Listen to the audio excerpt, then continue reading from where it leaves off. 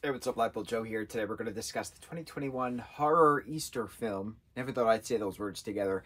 Easter Bunny Massacre. So this is about these British people. They're in college, university, uni as they call it. This was filmed in England, and early 20s. They have to be early 20s. So we start out at this campground, and like, it's 6 months prior to Easter that they're like hanging out and getting drunk and, you know, using drugs and stuff, right? And so like one of their friends, Heather, is murdered. But Heather, for some reason, and it's not explained why she has this Easter Bunny mask and it's covered in blood, and like then the person who's killing her takes the mask as like the means of hiding their face, but Heather knows who this person is, who's unaliving. So it's like, what's the point of the mask, right? So then 6 months go by, Easter time rolls around, and all these random Easter egg invitations go to the 5 individuals who were there, who then took Heather's body, filled her with rocks, threw her in the river, and that was it. Had a memorial service, that was it. They didn't want to report anything because then all of their college dreams would be shattered, right? Great stuff. So the then premise is Heather is back from the dead somehow. And so she's now forcing them all into a confession of who actually killed her. There's a random Easter egg hunt, but there's no actual eggs to hunt. It was just a box of stuff to then use more as a confession. Other Easter things like chicks and chocolate were like used as like things. A lot of this film felt like an escape room. And that's the best way to explain it. Let me find this clue, which leads to this clue, which leads to that clue, etc., right?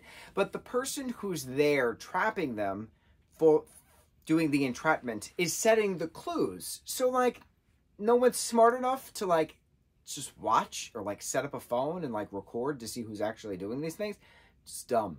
So then as the story progresses and then more secrets are untold and more, you know, university students are being offed one by one, we get the reveal. We get the reveal of who actually killed Heather. We get the reveal of who's actually killing the kids now. But it was 2 killers, one at the actual campground and then one who's killing in revenge for that killing. So it was an interesting explanation, and I appreciate that we got an explanation. But it was so horribly put together. It was so... One of the main characters, who is then one of the murderers, says the same line 3 consecutive times. Something, something, something, character says something. The murderer says the same exact word, same exact line. Somebody else says something different. They then said the same line the 3rd time, and I'm like, oh my God, this is horrible, horrible high school drama club stuff. Horrible. So the acting was absolutely atrocious. Some of the kill shots were like, okay, not like terrible. I thought the hot melted chocolate being poured over the balcony was a good touch. We don't really see a lot of death by chocolate, so that was neat. But like, the best saving grace about this was the score. And I don't know how else to explain it, but it was just so soothing and so like synth and so calm in an 80s synth kind of vibe. Like, I just felt calm watching this. And if this had a different type of soundtrack, if it had a different type of score, I think it would have elevated that kind of horror film, right? Some things are elevated more in regards to the score because it can play on your emotion based on your ears. It's just how it works. And so the fact that this had a saving grace score is making me not say how much I absolutely hated this project, because I didn't hate this project. I liked the project. It might be a D movie in regards to horror, in regards to filming in general, just because of how bad the acting was. But the saving grace was that the story had a conclusion. We get a reveal. And we get a logical reveal, not even a far-fetched reveal. And the sounds throughout, the score throughout was very, very, very well done. So, I didn't hate it. I didn't love it.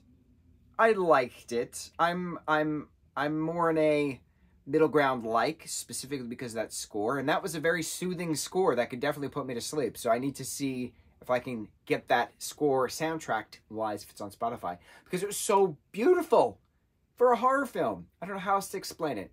Easter Bunny Massacre. Now, there's a second one, Easter Bunny Massacre, The Bloody Trail, or something like that. So I'm very curious if it's a follow-up to that or if it's a completely different thing. I have no idea. And there's no, like, Wikipedia pages. There's no fun facts. There's no trivia. I can't find anything about these films. They're very D-list films, very student films. So I don't know what to expect for the second one, but we're going to watch it.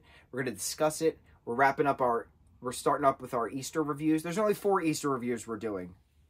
I think it's 4. I think it's only 4 Easter reviews we're doing, because Easter is super early this year. Easter is March 31st this year. Most of the time it's in April, but for some reason it's in March this year. C'est la vie. I don't know what that means in regards to the moon calendar, but it is what it is. We're getting down our Easter list now, and then some other stuff. On to the next review. Mahalo.